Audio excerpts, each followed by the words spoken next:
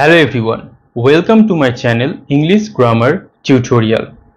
তাহলে এতদিন ধরে আমাদের মধ্যে যে কনফিউশন ছিল যে বিজ্ঞপ্তি খারিজ হবে কি হবে না, আজকে কলকাতা হাইকোর্টের রায়ে তোমাদের সম্পূর্ণটা ক্লিয়ার হয়ে গেছে যে এসএসসি যেভাবে বিজ্ঞপ্তি দিয়েছে, যে প্রসেসে তারা পরীক্ষাটাকে কন্ডাক্ট করবে বলেছে, সেই প্রসেসটাই কিন্তু থাকছে। অর্থাৎ টিচিং এক্সপিরিয়েন্স, ভাইভা, ডেমনস্ট্রেশন ওই একই নম্বরই থাকছে। তাহলে এরপরে আমাদের আর কোনো কনফিউশন থাকছে না যে পরীক্ষা হবে কি হবে না। এরপরে যেটা দাঁড়ালো, পরীক্ষা 100% হচ্ছেই। আজকে আমি তোমাদের একটা ইম্পর্টেন্ট বিষয় নিয়ে আলোচনা করব, সেটা হচ্ছে এসএলএসটি ইংলিশ সাবজেক্ট, অর্থাৎ 9 থেকে 12 এই যে ইংলিশ সাবজেক্টটা রয়েছে সেখানে তোমরা কিভাবে প্রস্তুতি নেবে, কোনগুলো করবে এবং কোনগুলো করবে না, সেটা জানাটা কিন্তু খুব দরকার। কারণ অলরেডি আমাদের 10 বছর হয়ে গেছে, এসএসসি পরীক্ষা নেই। আমাদের একটা কমপ্লিট গাইডলাইন দরকার যে ইংলিশ সাবজেক্টটা আমরা কিভাবে পড়ব। কারণ বাজার চলতি যে বইগুলো রয়েছে বা যেখানে যেখানে পড়ানো হচ্ছে সেখানে অনেকটাই মিসগাইড করা হচ্ছে, যেটা টু দ্য পয়েন্ট প্রস্তুতির জন্য উপযুক্ত নয়। তাহলে প্রথমেই আমি তোমাদের যেগুলো বলবো সেটা তোমরা কিন্তু খাতায় নোট ডাউন করতে থাকবে, কারণ একটার পর একটা আমি বলতে থাকবো, সেগুলো তোমরা খাতায় নোট ডাউন করতে থাকবে। তাহলে তোমাদের পড়াশোনা করার সময় সেটা বুঝতে এবং জানতে সুবিধা হবে। ইংলিশ সাবজেক্ট এটা এমনই একটা সাবজেক্ট যেটা খুবই টাফ। আমরা সবাই অনার্সে পড়েছি, কিন্তু তবুও আমরা যখন ইংলিশ সাবজেক্ট পড়ছি আমাদের একটা কমপ্লিট গাইডলাইন দরকার। যেগুলো তোমরা করবে না সেটা আমি প্রথম বলবো, তারপরে যেগুলো তোমরা করতে হবে সেটা আমি বলছি। যে জিনিসটা তোমরা প্রথমেই করবে না সেটা হচ্ছে বাজার চলতি বইয়ের ওপর শুধু নির্ভরশীল হয়ে পড়বে না। তোমরা এসএসসি সিলেবাস জানো, 9 to 12 সমস্ত ক্লাসের সিলেবাস তোমরা জানো। বাজার চলতি একটা বই কিনে নিলে সেটা পড়ে তুমি জাস্ট পরীক্ষা হলে যাবে, চোখে তুমি পুরোটাই অন্ধকার দেখবে, যা কোয়েশ্চেন আসবে তুমি 50% কোয়েশ্চেনের অ্যান্সার করতে পারবে না, আমি তোমাকে গ্যারান্টি দিয়ে এখানে লিখে দিলাম। তাহলে বাজার চলতি বই সেটা আমাদের 100% অ্যাভয়েড না করলেও 90% অ্যাভয়েড করতে হবে, কিছুটা আমরা পড়তে পারি। 100% আমাদের কি পড়তে হবে? 100% যেটা আমাদের পড়তে হবে সেটা আমাদের টেক্সটের উপরে নির্ভর থাকতে হবে, সেটা আমি পরে আসছি। আগে আমি যেগুলো করতে বারণ করছি সেটা। তাহলে 100% আমাদের বাজার চলতি যে বইগুলো রয়েছে তার উপরে নির্ভরশীল হলে হবে না। যদি ওটা আমরা পরীক্ষায় হলে যাই পড়ে শুধুমাত্র বাজার চলতি বই, তাহলে আমি বললাম আমরা গিয়ে 50%-এরও অ্যান্সার করতে পারবো না এবং কম্পিটিশন খুব টাফ।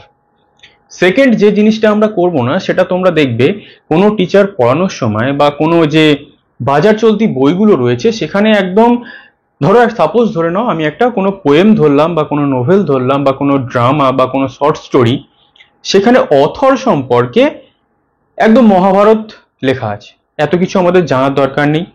ওই টপিক কত সালে পাবলিশ হয়েছে, অথরের যাবতীয় ইন ডিটেল, এগুলো আমাদের মাথায় ওভারলোড হয়ে যাবে, যেটা পরীক্ষা হলে তার সাথে কোনো রকম কোনো সম্পর্ক নেই। কোন টপিকের কোন অথর তার একটুখানি জিনিস আমরা জানতে পারি, তার সঙ্গে তার অটোবায়োগ্রাফি বা তার মহাভারত জানার আমাদের কোনো দরকার নেই। আমাদের মেন যেটা জানার বিষয়, টপিক আমাদের জানতে হবে। তাহলে দ্বিতীয় যেটা আমি বারণ করলাম, কি কোনো টপিক পড়ার আগে তার যে ইন্ট্রোডাকশন বা তার যে অথর সম্পর্কে একটা মহাভারত কবে কি হয়েছে না হয়েছে এই সেই জানার কোনো রকম প্রয়োজন নেই, কারণ এটা আমাদের মাথা ওভারলোড করে দেবে। কেন বলছি? কারণ আমাদের এখানে একটা কোনো টপিক পড়তে হবে না, এখানে আমাদের প্রচুর টপিক পড়তে হবে, প্রচুর অথর। তাহলে এত অথরের এত জিনিস যদি আমি জানতে চাই তাহলে সেটা আমাদের ওয়ার্কলোডটা বেশি হবে, তাহলে এগুলো আমরা একদমই করব না। থার্ড যেটা, বাজার চলতি যে কোনো এমসিকিউ বুক, বাজার চলতি যে কোনো এমসিকিউ বুক তোমরা কখনোই সেটাকে একদম ধ্যান জ্ঞান করে নেবে না। কেন? কারণ ওখানে বাজার চলতি যে বইগুলো দেওয়া হয়েছে কোনো রকম উইথাউট এনি রিসার্চ, তারা একটু টপিকটাকে পড়েছে, জাস্ট যেগুলো কোয়েশ্চেনগুলো মনে হয়েছে ওখানে দিয়ে দিয়েছে। তুমি পরীক্ষার একদম শেষ প্রান্তে গিয়ে প্র্যাকটিসের জন্য নিতে পারো, এমনি প্রস্তুতির জন্য এই সবগুলো উপযুক্ত নয়। তাহলে মেন তিনটে জিনিস আমি তোমাদের বললাম, এটা তোমাদের অবশ্যই মাথায় খেয়াল রাখতে হবে। এবং টপিকের বাইরে গিয়ে যেটা আমরা আরো একটা জিনিস আছে সেটা হচ্ছে ইংলিশ গ্রামার। তাহলে ইংলিশ গ্রামারে কিন্তু 50% নাম্বার থাকবে, যদি 60 থাকে 30 নম্বর বা 25 নম্বর গ্রামার থেকে থাকবে, এটা তোমরা ধরে নাও। কারণ you are going to be a subject expert, তুমি একটা সাবজেক্টের এক্সপার্ট হতে যাচ্ছ।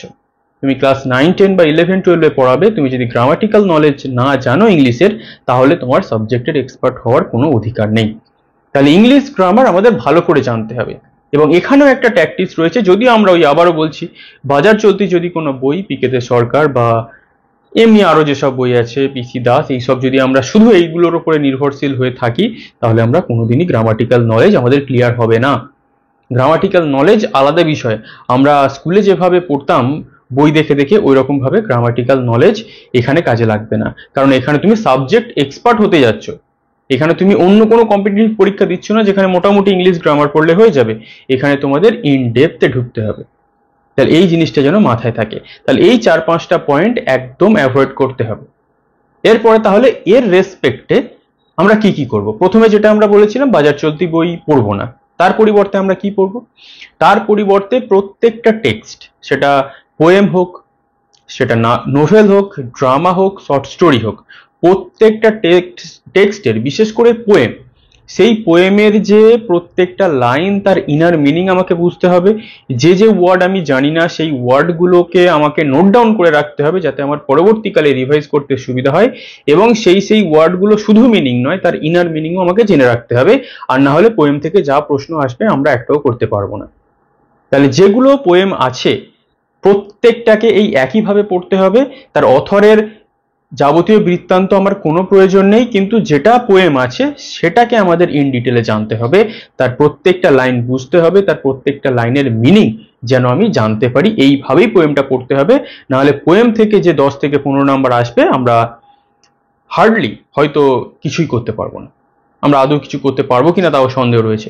কারণ পোয়েমটাকে খুব ভালোভাবে জানতে হবে। এছাড়া যেগুলো ড্রামা রয়েছে, শর্ট স্টোরি রয়েছে, সেগুলোকে আমরা কিভাবে পড়বো? তার যে ইম্পর্টেন্ট টপিক, ইম্পর্টেন্ট জিনিসগুলোকে আমরা আন্ডারলাইন করতে থাকবো যখন আমরা টেক্সটগুলোকে পড়বো। তাহলে যে যে টপিকগুলো রয়েছে তার বাজার চলতি বইতে কি দেওয়া থাকবে? শুধুমাত্র তার সামারি দেওয়া থাকবে। এবং তোমার পরীক্ষায় প্রশ্ন কোথা থেকে আসবে? টেক্সট থেকে আসবে, ইন ডিটেলের ভিতর থেকে আসবে। আর যদি তুমি বাজার চলতি বই পড়ে যাও, তাহলে একটাও তুমি উত্তর করতে পারবে না। As simple as that. Clear? এরপরে হচ্ছে বাজার চলতি, যেটা আমাদের এমসিকিউ বুক। কেন আমি তোমাদের বাজার চলতি এমসিকিউ বুক ফলো করতে বারণ করছি? কারণ তোমরা এখানে সাবজেক্ট এক্সপার্ট হতে যাচ্ছ। বাজার চলতি এমসিকিউ বুক এখানে কোনো রকম ভ্যালু রাখবে না, কারণ তোমাদের যে এক্সামিনার তোমাদের যে কোয়েশ্চেন সেট করবে, সে কিন্তু প্রত্যেকটা টপিক ইন ডিটেলে পড়বে, খুঁটিয়ে খুঁটিয়ে সেখান থেকে প্রশ্ন করবে। এবং যদি তুমি বাজার চলতি বই এমসিকিউ প্র্যাকটিস করে যাও, তুমি you are out of the competition, তুমি কম্পিটিশনের বাইরে চলে গেলে। তাহলে এই জিনিসগুলোকে আমাদের ভালো করে মাথায় রাখতে হবে। এবং যেটা গুরুত্বপূর্ণ, আবারও বলে দিচ্ছি, কোনো লেখকের একদম তার বায়োডাটা আমি মুখস্থ করলাম, কোনো প্রয়োজন নেই। তুমি টপিকটাকে ভালো করে পড়ো। এই জিনিসগুলোকে কিন্তু ভালো করে মাথায় রাখবে, তাহলে টেক্সট আমাদের কাছে সব থেকে ভাইটাল। এরপরে যেটা লাস্ট পার্ট, যেটা ছাড়া তুমি একজন সাবজেক্ট এক্সপার্ট হিসাবে গণ্য করা তোমাকে হবে না, যে তোমার গ্রামাটিক্যাল নলেজ আছে না নেই। এমসিকিউতে কিন্তু গ্রামাটিক্যাল নলেজ যাচাই করাটা তোমার পক্ষে কি হবে? যতক্ষণ না তুমি খুঁটিয়ে পড়বে, তুমি গ্রামাটিক্যাল নলেজ কিন্তু তোমার বিল্ড আপ হবে না। তুমি হয়তো ভাবছো আমি একটু ন্যারেশন করে নিলাম, একটু আমি ভয়েস চেঞ্জ করে নিলাম, ক্লাস 11, 12 বা চাকরির পরীক্ষায় যেরকম ভয়েস চেঞ্জ আসে, এখানে কিন্তু তেমন আসবে না। এখানে কিন্তু কোন ওয়ার্ডের পরে বাই বসে সেটা নাও আসতে পারে, এক্সেপশন গুলো আসতে পারে, কোথাও অ্যাড বসে, কোথাও টু বসে, কোথাও ইন বসে, এইগুলো আসতে পারে। তাহলে আমাকে যে গ্রামাটিক্যাল নলেজ যে আমার তৈরি করতে হবে, সেটা আমার ইন ডিটেলে গিয়ে তৈরি করতে হবে। এবং সেই নলেজটা তোমরা অনেকটা আমার চ্যানেল থেকে নিতে পারো, কারণ আমি যেভাবে টপিকগুলো করিয়েছিলাম, আমি প্রত্যেকটা ইন ডিটেলে করিয়েছিলাম। তোমরা আমার চ্যানেলের প্লে লিস্টে চলে যেতে পারো, সেখানে যে যে টপিকগুলো তোমাদের প্রয়োজন প্রত্যেকটা টপিক একদম করানো আছে, তোমরা দেখতে পারো। অনায়াসে তোমরা তোমাদের যে বেস সেটা স্ট্রং হবে, একদম আমি গ্যারান্টি দিয়ে বলতে পারি। কারণ এটা অনেকটা হলেও বাস্তব যে আমরা কিন্তু ইংলিশ অনার্স মাস্টার্স করার পরেও আমাদের কিন্তু ইংলিশ গ্রামারের যে নলেজ, সেটা কিন্তু খুব বিল্ড আপ হয় না।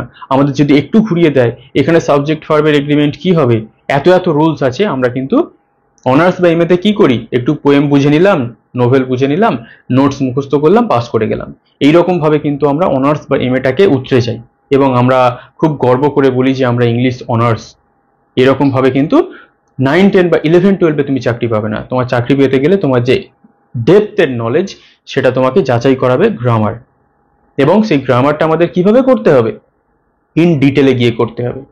আবার এখন হিন্দি ভাষী থেকে এসছে কি গ্রামার, আমরা আগে দেখছি না অনেক জায়গায় এরকম উচ্চারণ হচ্ছে, কিন্তু আমরা বাঙালি আমরা গ্রামারটাকে গ্রামারই বলবো, কারণ বাংলা বই আমাদের যে গ্রামারের বই থাকে তার নিচে যে বাংলা স্পেলিং করা থাকে গয়রা ফলা আকায় লেখা থাকে, আমরা গ্রামারেই থাকবো, আমরা অত আমাদের পাণ্ডিত্য ফলিয়ে কোনো লাভ নেই, ঠিক আছে। কিন্তু আমাদের যে গ্রামাটিক্যাল নলেজ, তোমরা ইংলিশ অনার্স বা এমএ করা স্টুডেন্ট, তোমরা আমার চ্যানেলের প্লেলিস্টে যাও, তোমরা দেখলে বুঝতে পারবে যে আমি কত ইন ডেপথে গিয়ে সেই গ্রামাটিক্যাল ক্লাসগুলোকে করিয়েছি। কোনগুলো তোমরা বিশেষ করে করবে, ন্যারেশন, ভয়েস, জয়নিং, সেখানে ক্লজ আছে, সিনথেসিস আছে, এগুলোকে তোমরা ভালো করে করলে এরপরে তোমরা চলে যাবে হচ্ছে এরর কারেকশনের প্লেলিস্টে। এরর কারেকশনের প্লেলিস্ট কেন করতে বলছি, তোমাদের কি এখানে এরর কারেকশন পড়বে না, খুব একটা এরর কারেকশন পড়বে না, তোমাদের কিন্তু গ্রামারের ইনডেপথ নলেজ থেকে প্রশ্ন আসবে। এবং এরর কারেকশন আমি যেগুলো করিয়েছি সেগুলো অন্যান্য চ্যানেলে এরকম ভাবে কেউ করাবে না, একদম ইন ডিটেলে গিয়ে প্রত্যেকটা টপিক ভিত্তিক আমি করিয়েছি, যাতে প্রত্যেকটা ক্যান্ডিডেটের চাকরি প্রার্থীদের সুবিধা হতো। এখানে তোমাদের সুবিধা হবে আমি গ্যারান্টি দিয়ে বলতে পারি। এবং তোমাদের যদি মনে হয় যে গ্রামাটিক্যাল একটা ব্যাচ খুললে ভালো হয়, সেটা হয়তো ভালো হতো, কিন্তু এখানে তো খুব একটা স্টুডেন্ট থাকে না, ওই জন্য আমি খুব একটা ব্যাচের দিকে অগ্রসর হইনি। কিন্তু যদি দেখি খুব রেসপন্স ভালো আসছে, তখন আমি একটা আলাদা করে ভাবতে পারি যে শুধুমাত্র গ্রামারের উপরে যদি তোমাদের একটা ব্যাচ খোলা যায়, কারণ এখানে কিন্তু 50% অর্থাৎ 30 নম্বর থাকবে। সেটা আমি কয়েকদিন পরে ভাববো, আগে ভিডিওতে রেসপন্স দেখি, কমেন্টস দেখি, তারপরে সেটা ভাবা যাবে। ক্লিয়ার? তাহলে এই যে তোমাদের আমি গাইডলাইন করে দিলাম, এর বাইরে কিন্তু বেরোনোর খুব একটা স্কোপ নেই, খুব ছোট্ট করে আমি দিলাম, কিন্তু ব্রডার অ্যাসপেক্টে যা যা বললাম এর কিন্তু মাহাত্ম্য অনেক, তোমাদের চাকরি পেতে অনেক সুবিধা করবে। বিশেষ করে তোমরা যারা নতুনরা রয়েছে, তোমাদের সঙ্গে কিন্তু পুরাতনদের হিউজ কম্পিটিশন, এবং তোমরা যদি এই সব জায়গাগুলোতে একটু বিল্ড আপ করে নিতে পারো, তাহলে কিন্তু তোমরা পুরাতনদেরকে বিট করলেও করতে পারো, কারণ ওরা অলরেডি 10 নম্বর আগিয়ে আছে। যেটা খুব একটা, কোর্ট কি বলেছে, কোর্ট বলেছে যে সরকার নিয়ম ঠিক করেছে ওর মতো পরীক্ষা হবে। তাহলে তোমরা যারা আমাকে অ্যাটাক করছিলে যে আপনি কেন এদের বিরুদ্ধে বলছেন না, কারণ পরীক্ষার গভর্নিং বডি যেটা ঠিক করবে, যেটা এসএসসি ঠিক করবে, সেই নিয়মেই পরীক্ষা নিতে হবে, এখানে কোর্ট কিছু বলতে পারে না। ক্লিয়ার? তাহলে এই হচ্ছে আমাদের বিষয়, এসএলএসটি ইংলিশ কিভাবে প্রস্তুতি নিতে হবে, একদম শর্টে ইন ডিটেলে আমি তোমাদেরকে বুঝিয়ে দিলাম। এর বাইরে বেরোলে কিন্তু বিপদ আছে, আমি তোমাদের বলে দিলাম। এরপরে যে যেমন করে পড়াশোনা করবে তার তো প্রবাবিলিটি বেশি থাকবেই। ক্লিয়ার? এরপরে তোমাদের যা কোয়ারিজ আছে কমেন্ট করো। আজ এই পর্যন্তই। Thank you for watching.